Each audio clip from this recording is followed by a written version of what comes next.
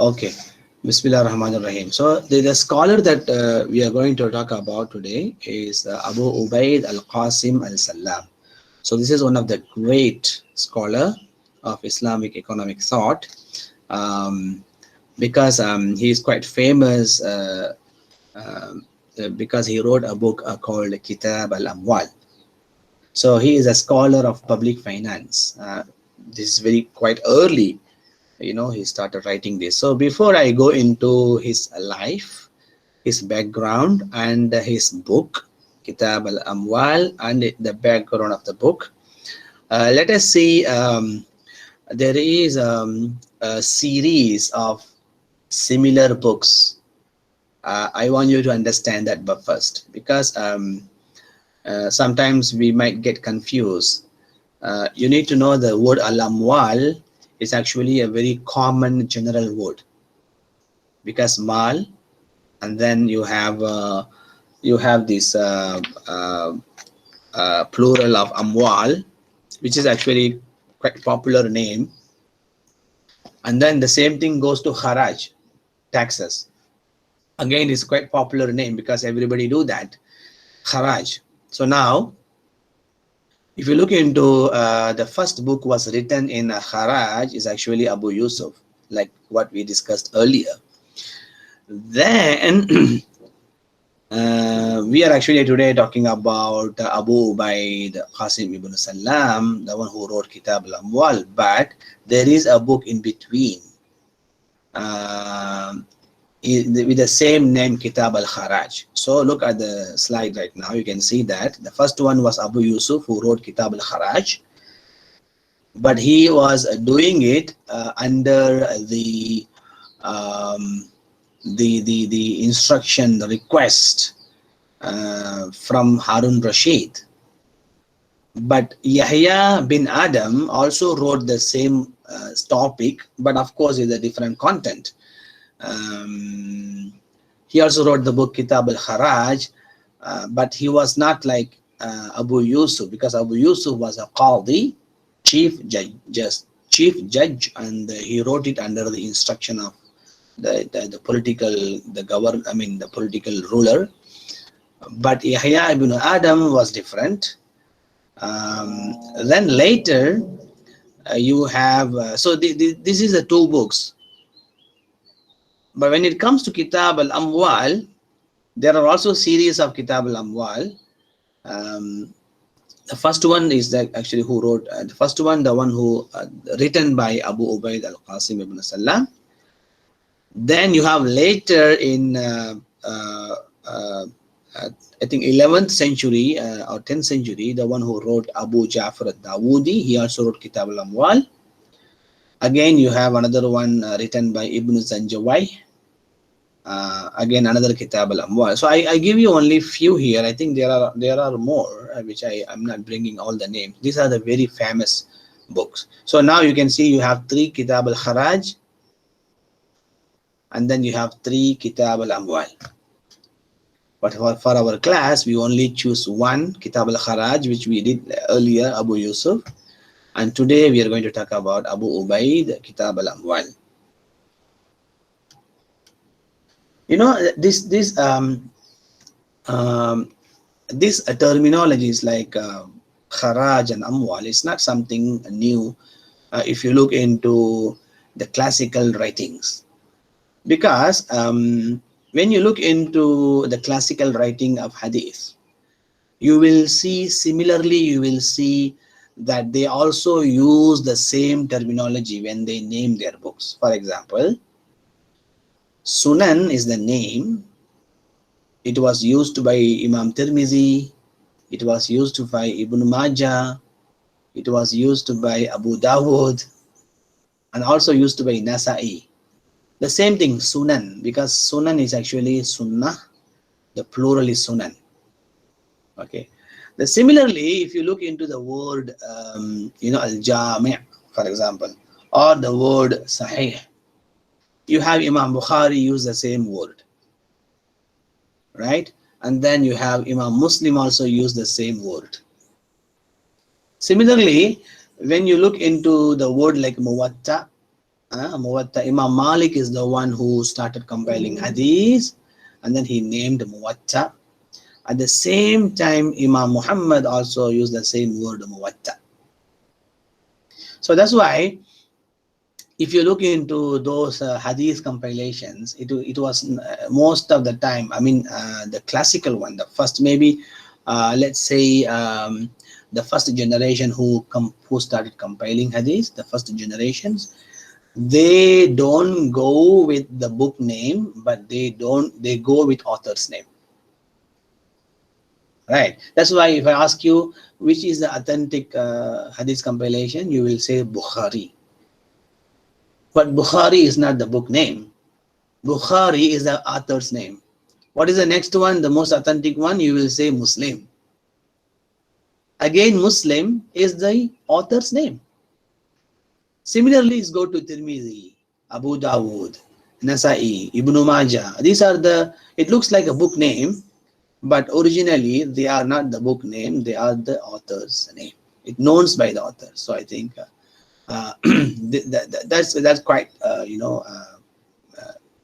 quite possible that time. It was quite possible that time.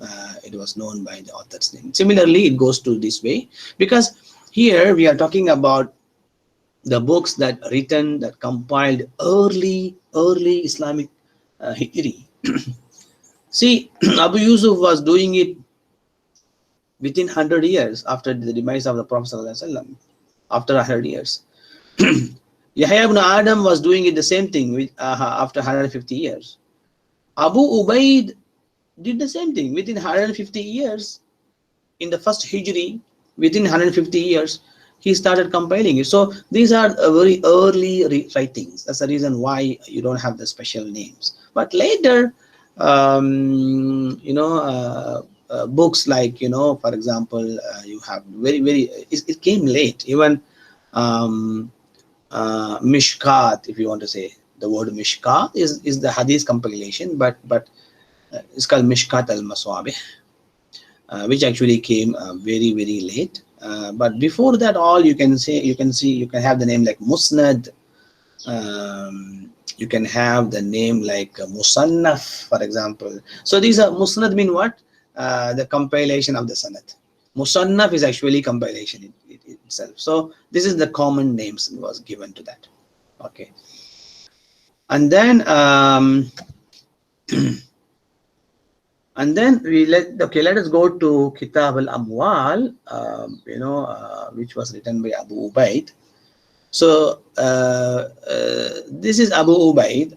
This is something, before I go into the slides one by one, maybe I can go with the slides later. But before that, let me just give you a background of Abu Ubayd. Abu Ubayd actually someone who came from Khurasan, totally outside. It's very far. That time, we are talking about the second century of Hijrah, which means that almost 9th century. This is actually coming from Khurasan. Means Khurasan is actually today part of Iran and part of Afghanistan, and definitely they are not Arabs, right? And then it is something that important. I mean, it is something that actually we started learning. How do we deal with non-Muslims? I think Abu Ubayd actually did that, because the way he came all the way from Khurasan, and then he stayed in Mecca and Medina, and then he learned, and then he became the teacher.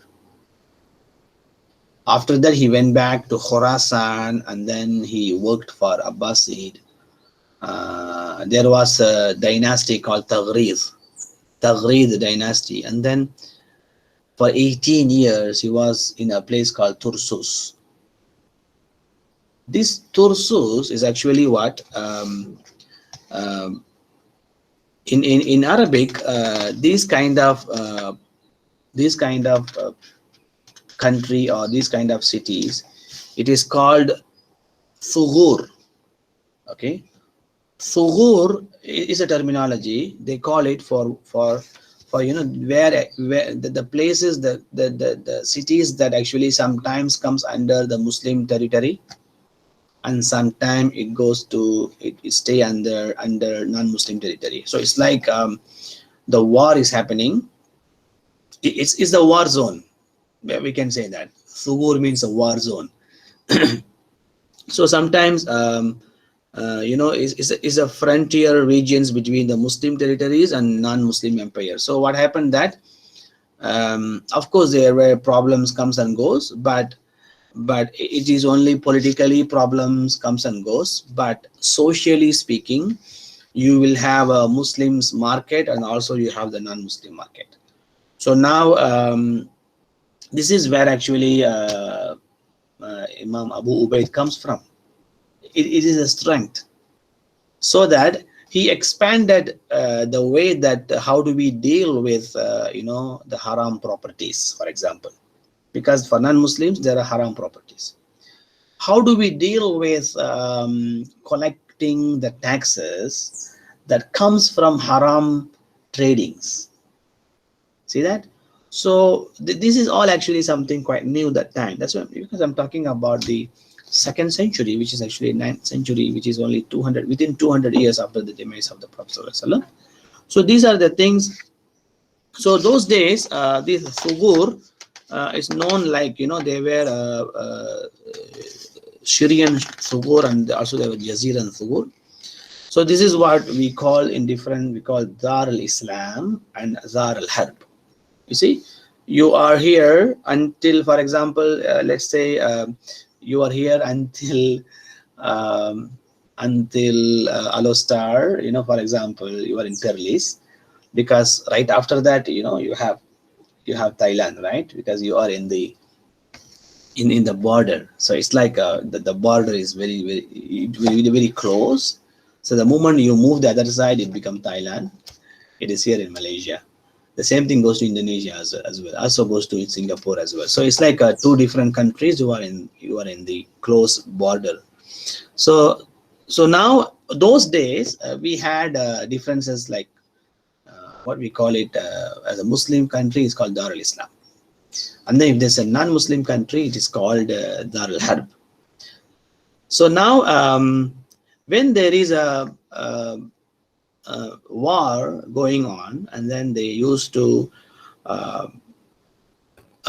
conquer the land, and then these lands will be distributed among Muslim warriors and of course Muslims, and then it is called, there is a term called Anwatan.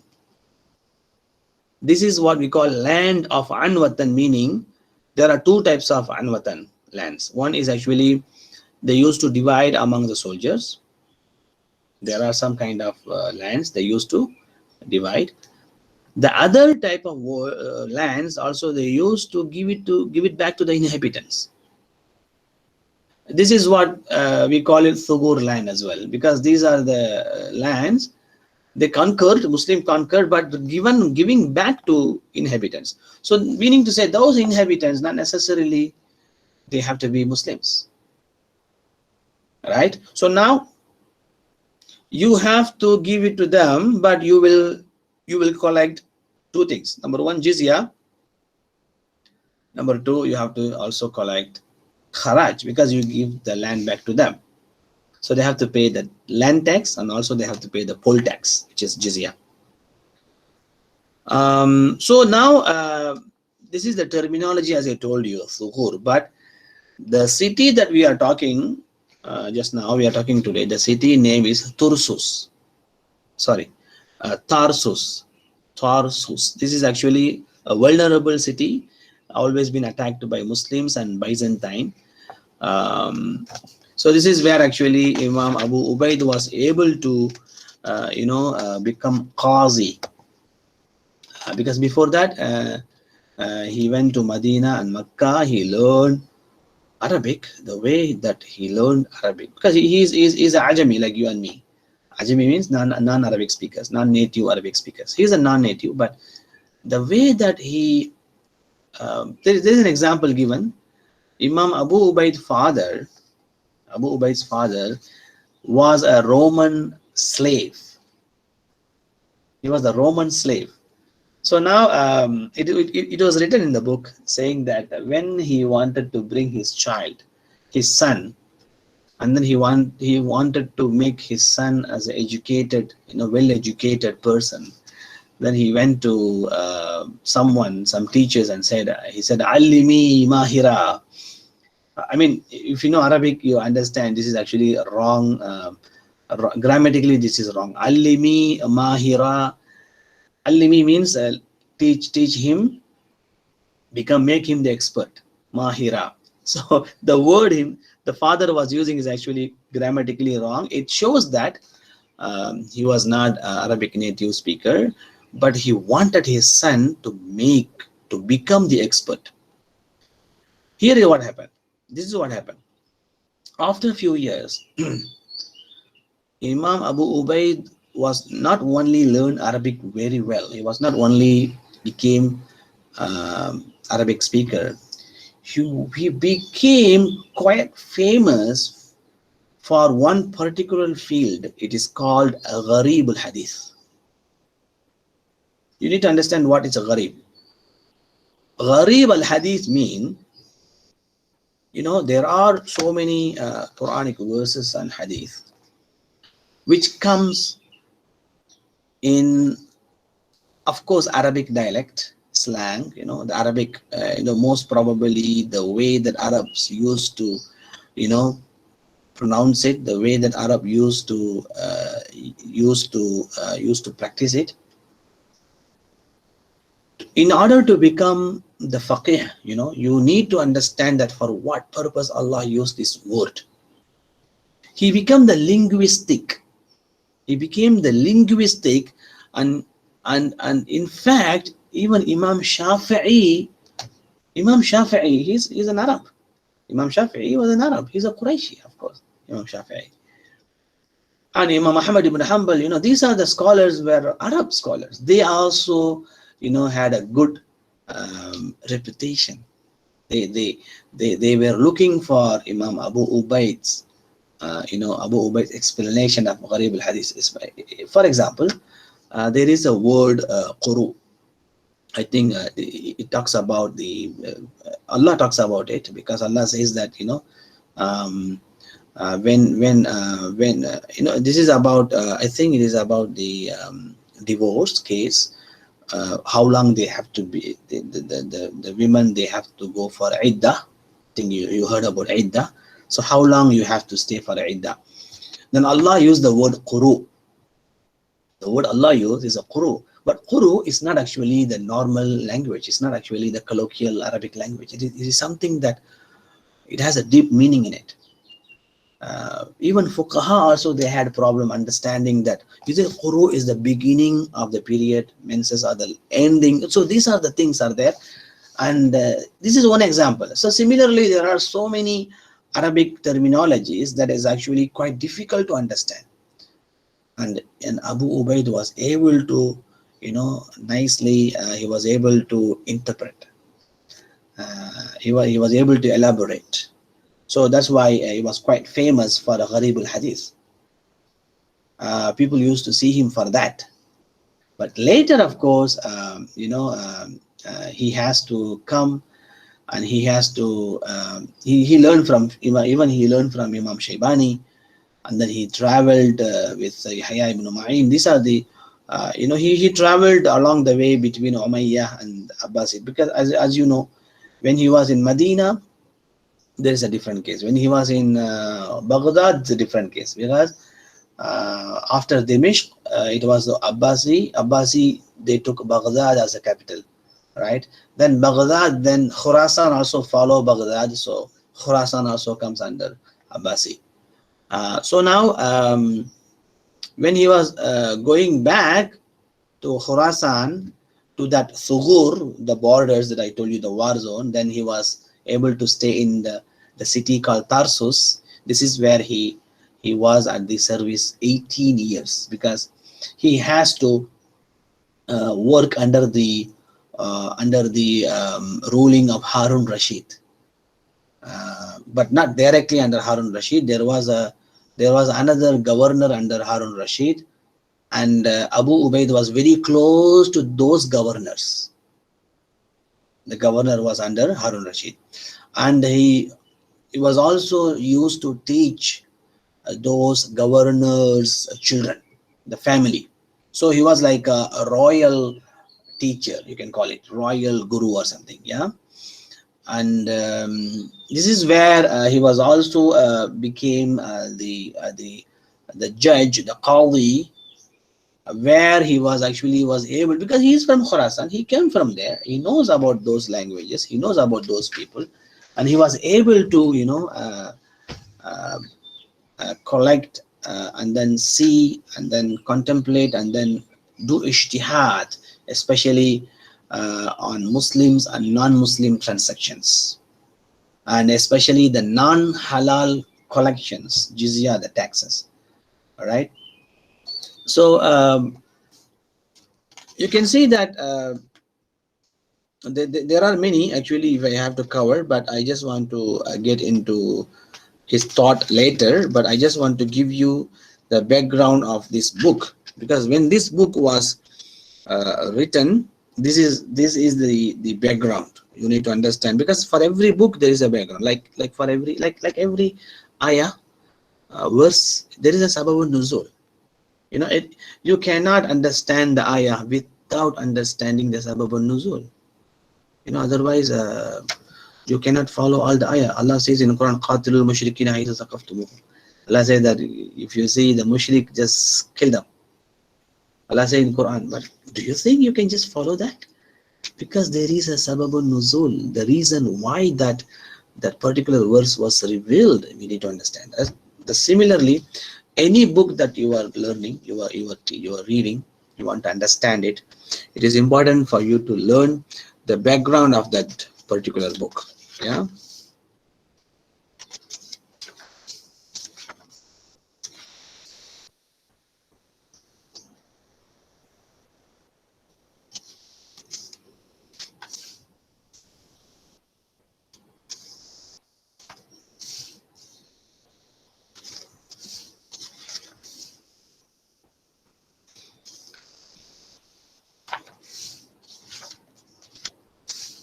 Okay, with that we can actually see Abu Ubayd's life, starting from this slide.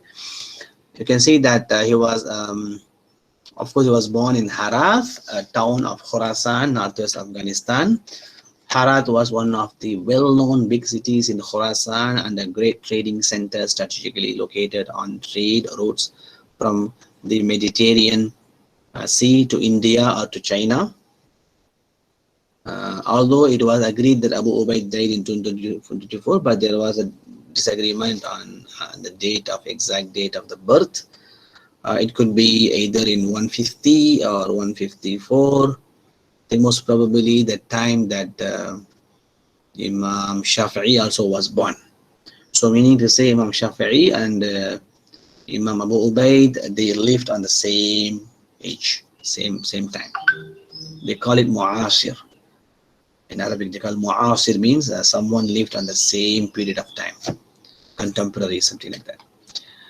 His father was Salam, was a slave of Byzantine origin and was not capable of expressing himself in a proper Arabic, as I told you earlier. I gave you example. In 219, after performing his pilgrimage, he stayed in Mecca. Okay, after in 219, that is the time. It came later because he died in 224. So he came to 219 for performing Hajj in Mecca. So which means that from 219 until 224, so almost 5 years, he stayed in Mecca and then he died in Mecca. But before that, his life was in Tarsus. Education, although his father was illiterate, uneducated, he was concerned his son's education, as I told you earlier. So he studied in Kufa and Basra and Baghdad. And he studied Arabic grammar, qira'at, tafsir, hadith and fiqh. He also studied from 52 teachers, including Sharik bin Abdullah Qadhi, Muhammad Hassan Shaybani, Yahya ibn Qattan. These are the great scholars. Some of his teachers were jurists, even Quranic mufassirin, muhaddithin, right? Even historians. He became famous in Baghdad after he began teaching Gharib al-Hadith. This is what I told you, the difficult Arabic words. And he also wrote a book, well-known work actually known by Abu Ubayd, there's actually Kitab Gharib al-Hadith, before he started writing Kitab al-Amwal. So he also wrote Gharib al-Quran, Ma'ani al-Quran, Al-Nasikh wal-Mansukh fi al-Quran. These are the book, very famous book as well, like Kitab al-Amwal. As I told you earlier, Kitab, even at that time, Imam Bukhari was alive, Ahmad ibn Hanbal was alive. So everybody had a very good, his scholarship was praised by these people like Ahmad ibn Hanbal, Bukhari, Imam Shafi'i, and everybody. He also studied from many teachers and masters. He did not adhere to any one school, but followed an eclectic middle course. Actually, this is eclectic middle course. This is what actually I wanted to talk to you about when I talked to you about his book and his writing. So inshallah, I will give you more explanation on what exactly eclectic middle course, meaning ikhtiyariya. That was his methodology. Right, we will inshallah discuss later what exactly the methodology that he was using when he was writing his book.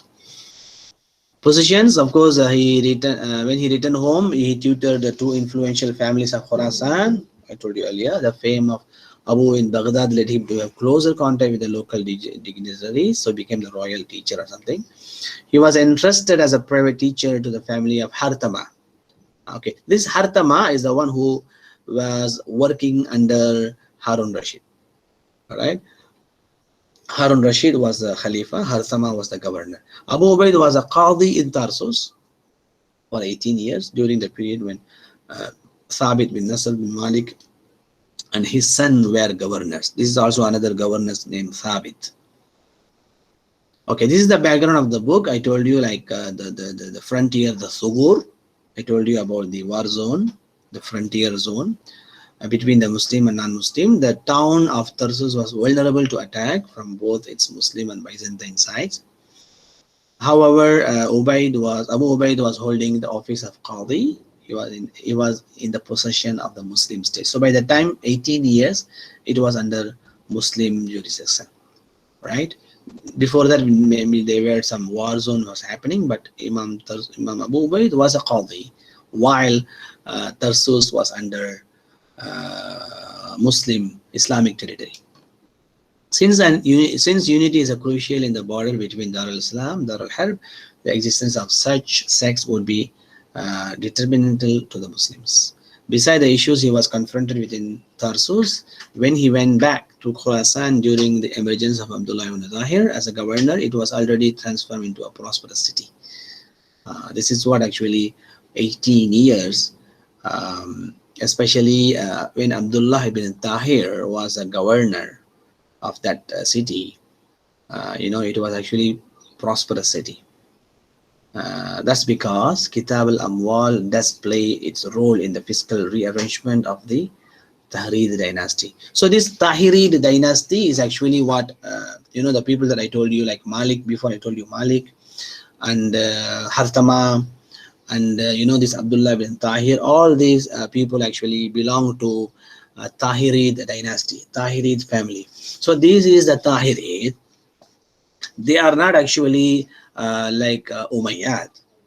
They are not Umayyad, directly Umayyad family. These are the rulers of Khurasan area. So now, like I told you last time, if you remember, Mughal empires were ruling India. At the same time, they were ruling under Ottoman empires. So now Ottoman empires are Turkish, but in India we have our own Indian Muslims. They are the one who ruling India, like Mughals, right? So similarly, when Umayyah was ruling or Abbasid is ruling, doesn't matter. It has to be the same. Abbasi has to be here, but he will let you rule your city. He will let you rule your city as long as you pay the taxes, because this is what they want. Like this is what they want. So that's how the Tahiri dynasty. So you will be hearing so many dynasties like this. You will be hearing like Fatimid dynasty, Ayyubid dynasties. So this is the thing. It is their family, their city. They've been ruling. Once they become Muslim, they started ruling again. Continuously, they are ruling. This is how Islamic territory has been expanded. Not to say that the Muslims in Medina, the Muslims in Baghdad, they are the one who travel all the way and then they conquered and then they ruled the people. No, it's not like that. It was ruled by their own people. Right? That's the reason why we had to fight against the British when British wanted to rule our country. Whether it is Malaysia, whether it is India, same story. We didn't want to be ruled by foreigners. We don't want to do that. We didn't want to do that. So that's the reason why we want them to go out. So the success of Islamic territories, Muslim territories those days, because they let the people, their own people to do, own people to rule. It's like a democracy, yeah? Okay.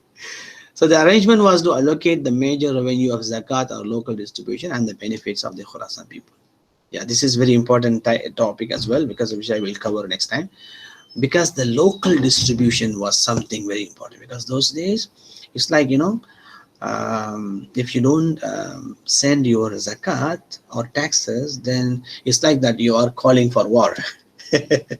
But somehow Imam Abu Ubayd was able to do this, because he wanted to implement this idea that, okay, you collect zakat in Khurasan, make sure that you spend in Khurasan. Like this is what actually did Umar was doing. Khalifa Umar, he told Mu'adh ibn Jabal, you collect because Mu'adh ibn Jabal was a governor of Yemen during Umar period. Umar told Mu'adh ibn Jabal, so if you collect zakat, make sure that you spend those money in Yemen. No need to bring it to Medina. Right, so this is the story. Maybe some of you already heard it, Mu'adh ibn Jabal. But later he found that nobody is there qualified to receive zakat. That's the reason why he was able to. He wanted to send to Medina. That's a different story. So here he wanted to bring that practice of zakat of Khurasan belong to poor of Khurasan. It has to be returned to the poor of Khurasan people. Abu Ubaid must have faced legal problems relating to the conquest, which involved Muslims as well as non-Muslims, such as the problem of the land, spoils of war, captives, and taxations. Of course, is a lot. That's why Kitab al-Amwal, you will see that it deals with all these kind of things. You will see that the book will deal. Also, the book also talks about the sulh, the peace agreement and an exchange of captives arranged by the leaders, because it became like a center of captives, prisoners, and then war spoil come. It's like a gateway to Muslim territory, because after, in the particular time after Khurasan, it was a non-Muslim territory. But until Khurasan, from Baghdad, from Medina to Dimishq to Baghdad to Iran, Basra is actually Iran, and then also Kufa, then Basra, then you have Khurasan. Until that place is actually Muslim territory. So it's like a gateway. So you know that what happens at the gate, right? You know the security, what they do at the gate. So I think that's why the book talks about those things, quite important things. It is against this background that many scholars have attributed the origin of Kitab al-Amwal to Abu with observation of the military, political and fiscal problem faced by the governors of frontier. Okay, so now we leave methodology. Inshallah, we will do it. We'll continue in the next class. Okay.